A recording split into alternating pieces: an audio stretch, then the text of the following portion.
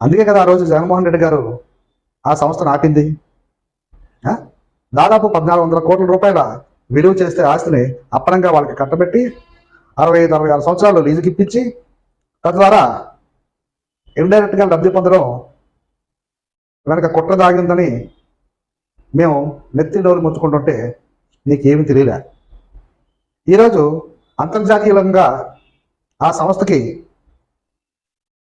చాలా చెడ్డ పేరు ఉండడమే కాకుండా బ్యాంక్రప్ట్ అయిన సంస్థను తీసుకొచ్చి, అప్పుల్లో ఉన్న సంస్థను తీసుకొచ్చి విశాఖపట్నం నడిబొడ్డున అందులోని ఆర్కే బీచ్ ప్రాంతంలో దాదాపు 14 ఎకరాలు ఇచ్చి, అంటే 1400 కోట్ల భూములు ఇచ్చి దాని మీద వాళ్ళు అప్పు తెచ్చుకొని సంస్థను కట్టి ఒక 10,000 ఉద్యోగాలు 5,000 ఉద్యోగాల లోపలికి మిగిలిన వాళ్ళని అటు కేరళ నుంచో లేదా దుబాయ్ నుండో తీసుకొచ్చి లోకల్గా ఉన్న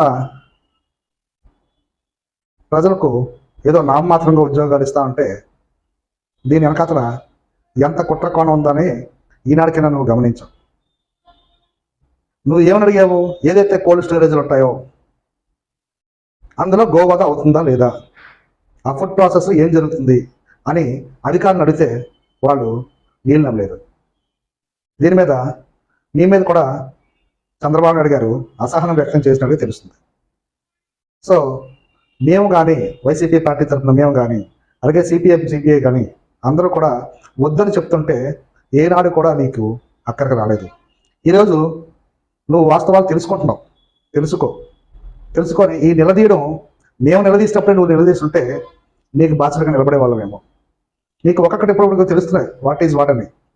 సో ఎప్పటికైనా సరే కళ్ళు తెరిచి ప్రభుత్వానికి ప్రజలకి ఉపయోగం లేనటువంటి ఇటువంటి సంస్థలని ఇటు విశాఖపట్నంలో కానీ అటు విజయవాడలో కానీ కట్టబెట్టకూడదని వైసీపీ తరఫున మేము గట్టిగా డిమాండ్ చేస్తున్నాం.